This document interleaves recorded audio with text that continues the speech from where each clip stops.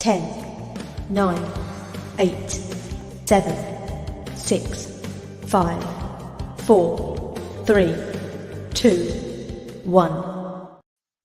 Hello and welcome to another episode of India on Cricket 8, your number one destination for all things Indian cricket related. I'm your host, Nikesh and Megha, alongside Megha Sinha, and another fabulous week of IPL cricket comes to a close. We're in the closing stages of the competition now.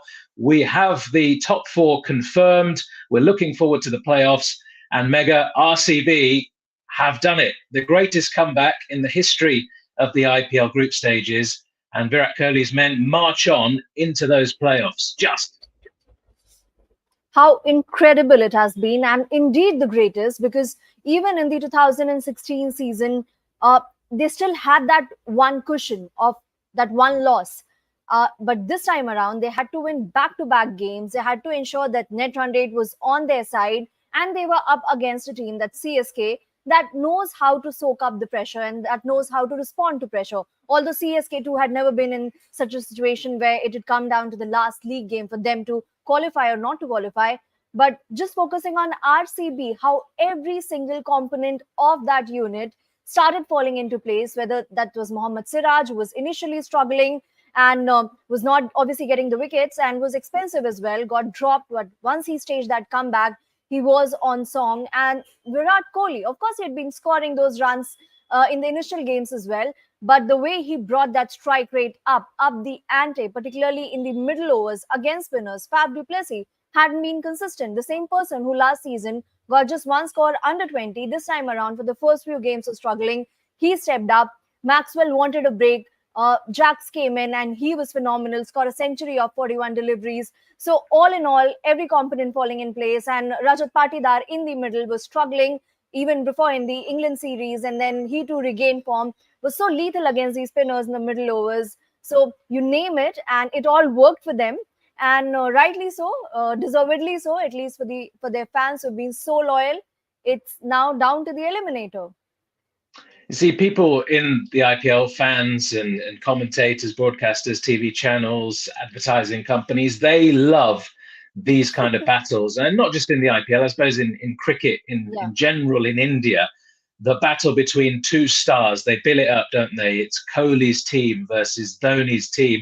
It was, I mean, you couldn't have asked for a better finish to the season than something like that. Winner takes all, winner goes through to the playoffs, loser is out. There's absolutely no cushion for them. You could sense the energy as well. I think it helped Bengaluru playing at home in front of their fans, and that energy sort of really transmitted onto the side. It's often quite difficult when you're playing against Chennai. It doesn't matter where you're playing, if you're playing at home or away, because there tend to be a lot of Chennai fans everywhere in the whole of India, simply because of MS Dhoni. So the stadium does tend to turn a little bit yellow. Look, there were some unsavory scenes and videos and things between fans after the game. That's not required. But I think overall, the majority of the fans behaved in a wonderful way and created the kind of atmosphere which the IPL is famous for. And these are the nights that really prove why the IPL is the greatest cricket league in the world in T20s. Just because of the drama that it creates, the atmospheres that it has, the stars that are on show battling it out for that big prize. And as well as the crowd, for me, I think the one thing that stood out was Kohli and his attitude. And it's kind of been building up towards the end of the season, slowly, just as he's obviously been scoring runs. So he's confident when he's out there fielding. But he lives and breathes every single moment of what is going on. His bowler takes a wicket. One of the fielders, that Faf du Plessis catch, the reaction after that, just unbelievable. I love that aggression from Virat Kohli, and that transmitted onto the rest of the side. This is what Indian cricket, I feel, has been missing a little bit in the shorter formats over the last couple of years, is that aggressive Virat Kohli. He's not officially the captain, but even when he's not, he needs to be in that zone, and he's almost like another leader out there on the field. I think that has been a massive key to RCB, not just winning against the Chennai Super Kings, but just their transformation from that side who was done and dusted halfway through the competition to a side that is now eyeing up a potential first IPL title. Indeed. And in fact, maybe in the T20 World Cup, we might get to see that aspect of Virat Kohli. And it got further amplified as RCB started winning, because probably you do need that fuel to bring out that energy, because otherwise people might even criticize you as to where is that aggression heading, or for that matter, blame that aggression for teams' losses. So it's a two-way sword. But that is what Virat Kohli is.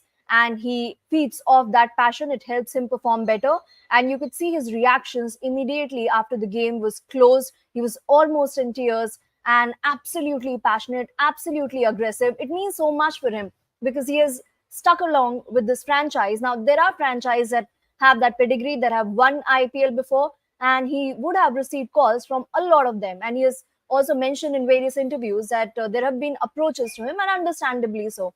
But Virat Kohli was very particular that he'd stick to the franchise that he signed up for back in 2007 for the 2008 season at the inception of the IPL. In fact, he was signed because he was an under 19 player, so it was ahead of the IPL in 2008 itself. But Virat Kohli has stood with this team through thick and thin. The fans have supported him, and obviously, for a lot of those players, it would be about performing for Virat Kohli, giving him what he deserves for the 100% that he gives to his team. And it can be seen in his performances over the years. There have been multiple seasons where he's finished as in the top five. In fact, the record that he created in 2016, it still stands out for the number of runs that were scored and the manner in which they were scored. 963 runs. He still is the only one to have reached the 900 mark, and that record stands intact. But still, the trophy eluded him. And this time around as well, it's been a similar run wherein at the back end they really came together and fired. But it would be interesting to see if they can go all the way ahead, just because of the fact that they have their momentum on their side. It really is weighing heavily in their favor. But there's also Rajasthan Royals, which has not won a game in the month of May. Yeah, unbelievable. I mean, we'll get to Rajasthan in just a moment. I mean, just to finish up on Kohli there, more than 700 runs this season. He's got the century. Yeah. He's got the 550 plus scores as well to go with that century. He's striking at 155. He's in the form of his life. I hate to say I told you so, but I kind of did, didn't I? Everyone was doubting Virat Kohli as a T20 cricketer. Does he deserve a place in the Indian team for this World Cup? I said he's going to have a brilliant IPL. He's going to score. He's going to be top run scorer. And here he is. Look, I mean, the 900 hasn't been breached before, apart from when Kohli did it in 2016. He's potentially got 3 matches left to do it, because if RCB are to make the final, they have to go through the eliminator and then the second qualifier and then play in the final if they get there. That's 3 innings, 200 odd runs. Easy. Yeah. Well, I need to ask you this question. In your frame, you have Tendulkar peeping in from behind. Where's a crystal ball? I think that too should form a part of your frame, because you've been making some very apt predictions. Be it the England series, 4-1 was your prediction, right, after the first game? Yeah. And here as well, obviously we all saw Virat Kohli doing well, but then scoring at the rate that he has been scoring, best ever for him in any IPL season. Now, that not a lot of us saw coming. So that has happened. And like you mentioned, Virat Kohli, would we see that same Virat Kohli in Indian colors as well? Precious little that we did see of him in the Afghanistan series. He attempted to maintain the high tempo that was provided up front and continue in that vein. And for India as well, now the pitches would be different. So what approach would he adopt? How much flack he'd face for responding to the situation? Because from the looks of it, at least in the West Indies, in the Caribbean islands, the pitches are going to be slightly tricky, although India would be playing initial games in New York. So how the pitches behave there also would be interesting to see. But before we look that far ahead into the World Cup, there's IPL that's demanding our attention. And to answer your question, well, Virat Kohli at the top of run charts for sure, but 900, I mean, aren't we asking too much? Yeah, I mean, look, it might not happen, and I don't think he would care one little bit about that. If RCB can get to the final and win that trophy, he will take 3 ducks in his next 3 innings if that is to happen. That is how he thinks. You know, it's all about the team at the end of the day. Obviously, you know, there is that personal pride, and I'm sure he won't be delighted at getting 3 ducks or 3 low scores. But if that's to happen and RCB win, and that was the deal on the table right now, take it or leave it, he would take it 100%. But still a long way to go. And look, this is the thing about finishing in the top 2, isn't it? In the IPL, you get that second bite of the cherry. Whereas if you finish 3rd or 4th, you lose that first game, that eliminator, and you're gone. You don't, no more second chances for them. Just before we get on to the final 4 then, a quick word on CSK. You said RCB all want to do it for Virat Kohli, but CSK kind of had that feeling last year where they all wanted to do it for MS Dhoni. They did it. Yeah. This year, there was a similar feeling. I mean, it's kind of been like that for the last 5 years, hasn't it, with MS Dhoni? Will it be his last season? Will it not? Yeah. Again, he, I think, wants a couple of months before he decides whether or not to come back for the IPL. Maybe if the impact player rule is still in place next season, and that could be a way that he could carry on and just come out and play those little cameos, and that's it, really. He wouldn't have to do too much else in the game. It's a sad way for MS Dhoni to go out if this is how it is going to be, but it's typical of MS Dhoni that, you know, just the way he left the India team and retired from international cricket, it was just an Instagram post and that was it. You know, just didn't want the big hoo-ha, didn't want the big game send-off, you know, this will be my last series and everybody turns out in big numbers and it's a big celebration. He just went quietly, slipped under the radar. He did it at a time when India weren't even in action or anything like that. It was just, I don't fancy it anymore, and that's it, I'm off. And you wouldn't back against him doing the same thing again with his IPL career. And even yesterday, when the players were lining up to shake hands, RCB took a little bit of time to get out there on the field. The CSK team were all lined up, led by MS Dhoni at the front. I mean, look, this has gone down in 2 ways. Some people saying it's disrespectful that Dhoni walked off the field and didn't, you know, sort of show that due respect to the team that had just beaten them and made the playoffs. Other people say, well, actually, you know what? He didn't want to hog the limelight, and he did shake hands with RCB players and staff, whoever came in his path as he left the field. He even shook, you know, Mo Bobat's hand, who's one of the RCB staff, on the steps to the dressing room. So wherever there was any RCB presence, he was very respectful, shook everyone's hand, said congratulations, and went back to the dressing room, and that was it. And if that is the way he goes, that would be so typical of MS Dhoni, wouldn't it? Maybe he rushed back to get a bottle of water and didn't come back.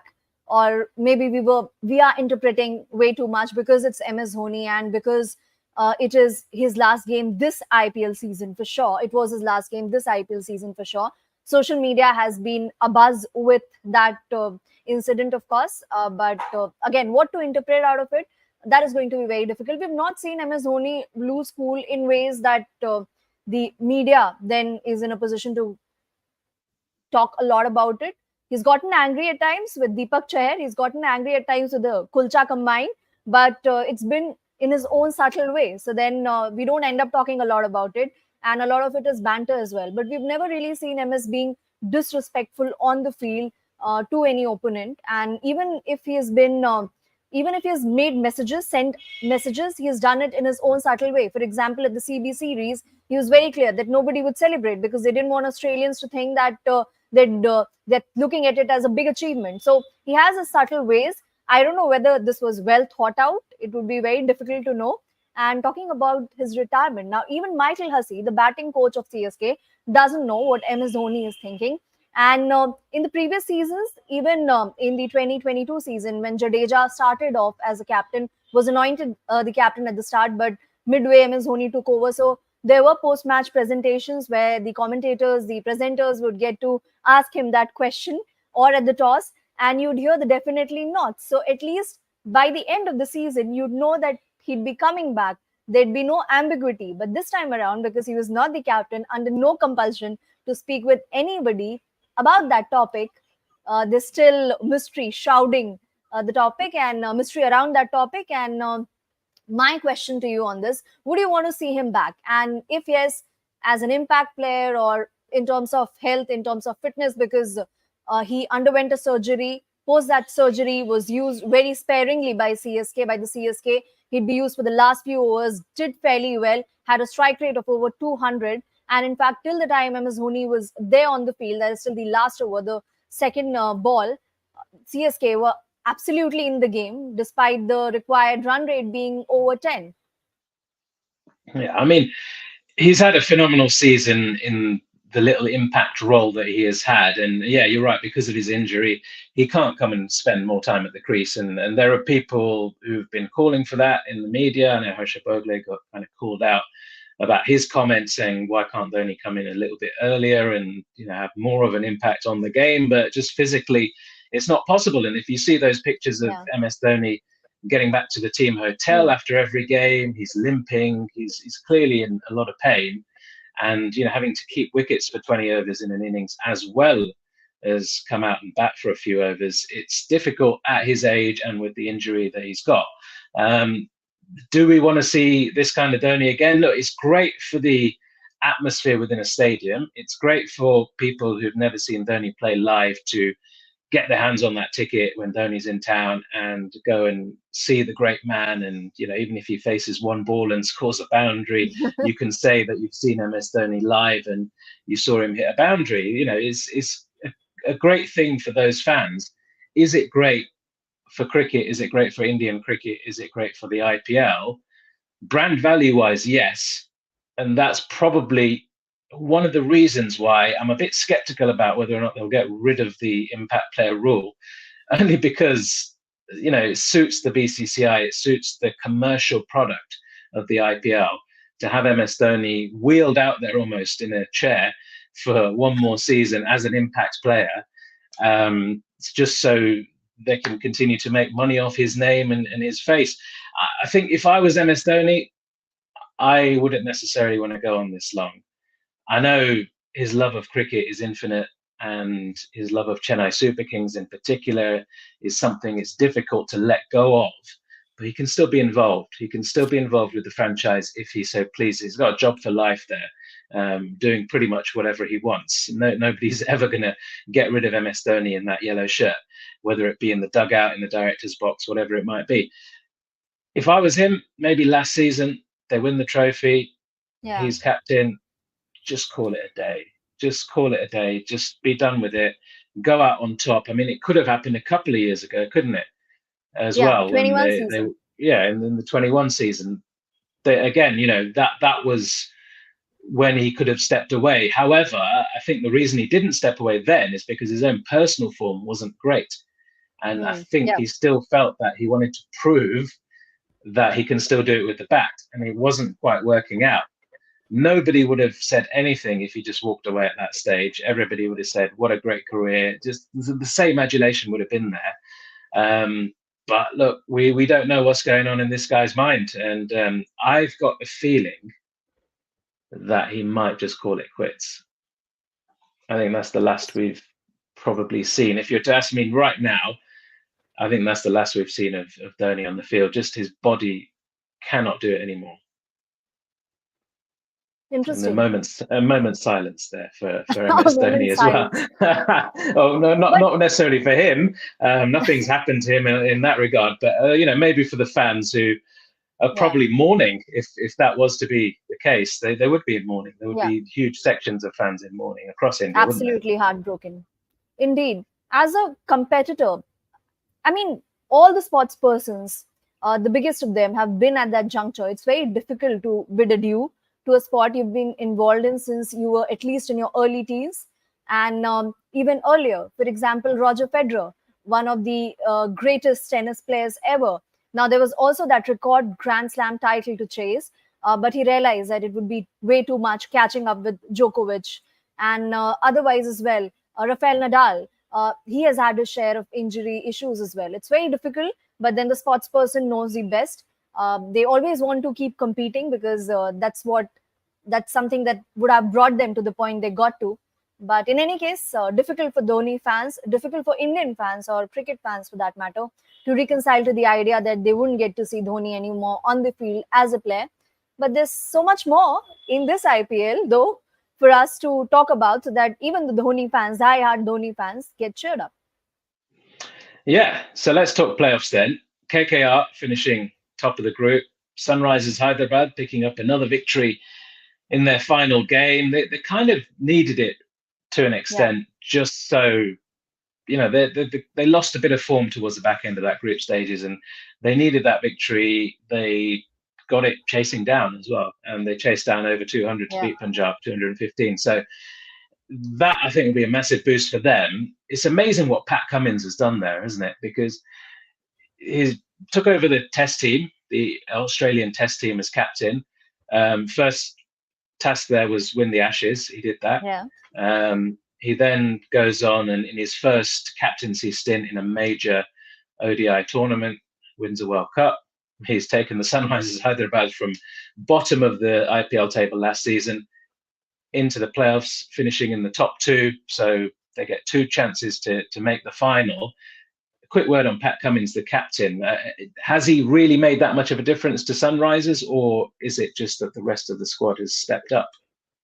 It's just uncanny. By the way, Pat Cummins also snatched away the World Test Championships trophy from us because was the captain there as well. So he has inflicted a lot of heartbreaks on the Indians. Indians haven't yet gotten over what happened on the 19th of November last year. But the fan following for him is comparable to any top Indian cricketer. And unlike David Warner, who also enjoys a huge fan following in India, he doesn't make those TikTok videos or those Instagram reels, but he has been showered with a lot of love and affection. And it's also important to consider the starting point, because Sunrisers, unlike the Sunrisers of their early days, they'd been struggling for the last 3 years. And there were so many changes at the top, captains being changed, support staff being changed, and the results not really bearing fruits for the team. And amidst all of that, he took over as a captain. It's important to also consider Travis Head, who at one point admitted to Pat making a huge difference in his career. Just the assurance brought about by Pat, helping him express himself and score those runs freely. And he did score those runs both in the World Test Championships finals and the World Cup finals. And this time around for Sunrisers Hyderabad, Abhishek Sharma, kudos again to Sunrisers Hyderabad team this time, because they persisted with him. From the time they got him as a trade with Delhi Capitals, they've kept him, they've retained him, and a lot of people were left wondering why Abhishek Sharma, what's so special about him. But that we got to see this season, how important he's been to their brilliant starts. And Pat Cummins has been at the center of it all, even in high-pressure games. With the ball, he has delivered. So hats off to him. But also Rahul Tripathi at number 3, because we've seen in games where they'd lose wickets up front, and more so while chasing, they'd lose a plot from there on, whether against RCB or against CSK. But against PBKS, even when they lost Travis Head, who's their highest run getter early, they had Rahul Tripathi step up with that breezy knock, keeping up with the required run rate. And he didn't get a lot of games this season, but might just be their final piece in the jigsaw settling in. Yep, and they're up against KKR, who have been rejuvenated, really, with Gautam Gambhir coming in as head coach. He's been tipped maybe as one of the contenders for the India head coach's job as well, which would be interesting to see if he does apply or he's made to apply, and how that whole process goes. Of course, Rahul Dravid's stint comes to an end after this T20 World Cup. He's welcome to apply as well. But for the moment, Gambhir, who captained KKR to 2 titles in 2012 and 2014, is back. And he's made a massive difference to that team. He's ripped up the old playbook from the last couple of years. He said, I want Sunil Narine to open the batting again, which is what was so successful when they won those 2 titles. That has proved to be brilliant, an absolute masterstroke. He's scored his 3 highest ever scores in T20 cricket at the age of 35, 36, 37, whatever he is, Sunil Narine. And he's just, it seems like, again, the most valuable player, arguably, for KKR. Andre Russell, of course, is still around, but it's the kind of mix that they've got within their team, I think, which is, the old and the new. There's still some players from Gambhir's era lurking around, like the 2 I've mentioned, but then there's the younger players who've kind of come in and played alongside them, and even younger overseas players like Phil Salt. That's been that's kind of worked out for KKR. A little bit of luck involved in that, in terms of, you're never lucky when a top player gets injured like Jason Roy, but the fact that they went and got Phil Stolt in and had him as a replacement player, And Salt has been better than Roy ever was for KKR through this season. So that has worked brilliantly. And I think that opening partnership is right up there with anything that SRH can put together with Travis Head and Abhishek Sharma. Yes, they haven't quite got the mind-blowing scores, but when they're up against each other head to head, excuse the pun, it's they will strike fear into any bowling attack. And if Sunil Narayan gets going in particular, the team is done and dusted because he just swings from the hip. He doesn't know defense. He just swings. If he misses 10 times, fine. He'll get you the 11th time and start hitting you for sixes. So you can't let that guy spend too much time at the crease, because if he does, he's lethal. And not just with the bat. I mean, his main role is as a bowler. There was a point in the season where you thought this guy could be the top run scorer and the top wicket taker in the competition. When you got a player like that, you are absolutely lethal and everybody will fear you. Brilliant, right? Because the bowler, Sunil Narayan, the bowler, has had to reinvent himself so many times. He's been multiple times reported for suspicious action and remodeled his action. And each time, maybe it would have taken him a few games to get into the groove, but he's delivered the goods. And he's been consistent for KKR. There have been seasons when he's not managed to pick up as many wickets, but he's been consistent. Now, on batting front, last 3 seasons, across those 3 seasons and whatever games he got to play in, got to feature in, he did get the opening slot as well. He would be brought in at various other positions too. He tallied less than 150 across those 3 seasons. And just to look at his numbers this time around, he's been absolutely on song. And those are bonus runs. Maybe they wouldn't be viewed as bonus runs anymore, but they help KKR lengthen their batting further. And he has got no fears. He's not wasting any deliveries at the top. He's making the most out of those power play restrictions. And earlier, when the bowlers would target his body or when they'd bowl wide outside off stump, he'd be found in trouble. But this time around, none of that ploy is working against him. He's, of course, swinging his bat to everything that's coming his way, and he's connecting as well. And that's what confidence can do to you. So all in all, things have fallen really well for Sunil Narayan. But now that Phil Salt is not around, it might get slightly tricky, because they wanted to try out Gurbaz. They would have wanted to try out Gurbaz for the last 2 games, but they've both been washed out. So how he'd fit in straight away in the first qualifier, although the fact that it is a qualifier, would give them some sort of assurance. How, after this long break, because of 2 washed out matches, how they'd react, and their spinners, how effective they'd be, Varun Chakravarti as well, all that would make for an interesting watch. And Rinku Singh too, since his India snub, he's as a reserve player, but again, not in the 15. So he is kind of struck back form. So yeah, a point to prove, and there's so much to win. There is. I mean, you make a good point about Phil Salt not being there at the top of the order, and that's going to be a massive issue, I feel, for Rajasthan Royals, because although people say Josh Butler's not had a wonderful season, he's still got a couple of centuries, for the Rajasthan Royals, and the Royals haven't won a single game in May, as we mentioned before, so their form has taken a massive plummet. And then to lose somebody like Josh Butler, who's not only your talisman at the top of the order, he's a leader within that side. He's the England captain. He is one of the senior players for the Rajasthan Royals. He's one of the leaders that they've got out there. To lose a player of that caliber, I think that's going to be potentially a huge blow for the Rajasthan Royals, who, of course, are up against Royal Challengers Bengaluru in that eliminator match. And it just all seems to be coming into place for RCB, doesn't it? Just destiny and fate and all these things. Even our Rajasthan Royals losing one of their best players ahead of the group stages and ahead of the playoffs. It's an opportunity for RCB to sneak through to that second qualifier and then take on either KKR or Sunrisers Hyderabad in that. And I don't see a way that Rajasthan Royals win this, even if they get through that eliminator. I just don't think that they've quite got enough. When you compare them to the other sides, especially with Josh Butler not there, that big occasion, can they quite do it?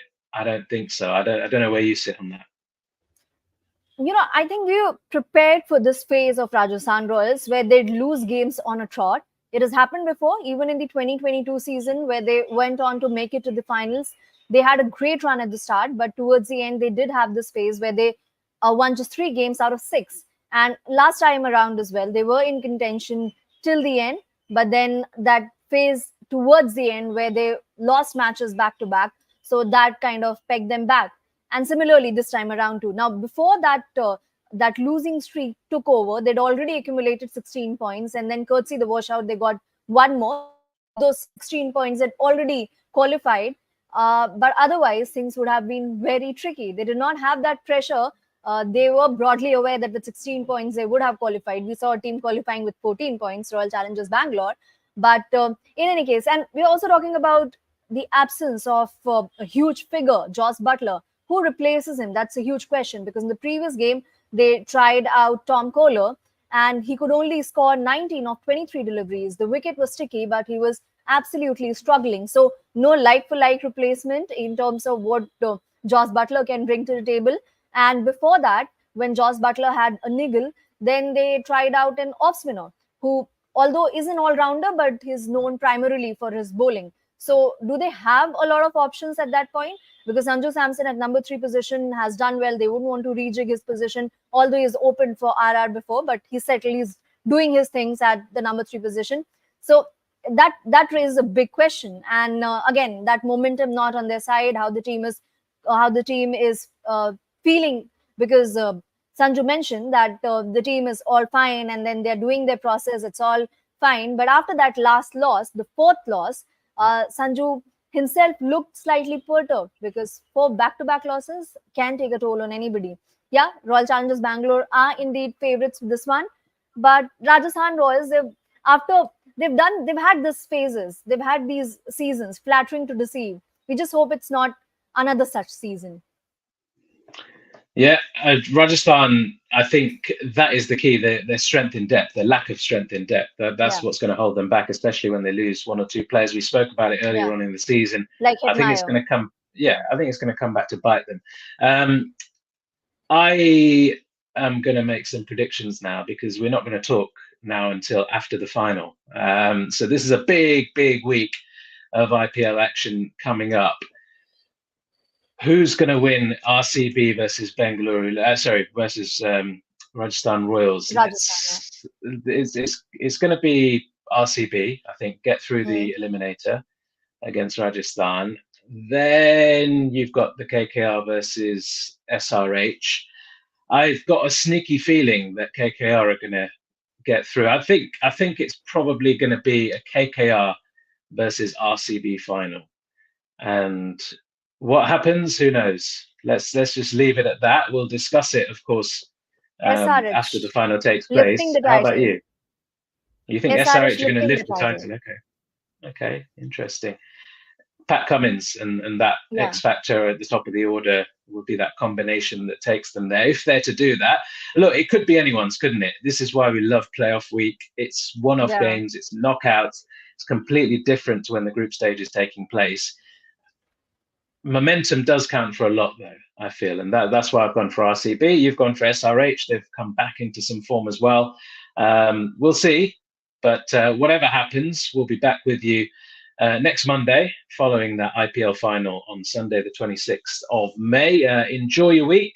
Enjoy watching lots of fun IPL action, those 2 qualifiers and the eliminator that takes place tomorrow as well. Do give us a like and subscribe, whether you're watching on Facebook, on YouTube, whether you're listening via your podcast provider. And we'll be back with you next week. Goodbye.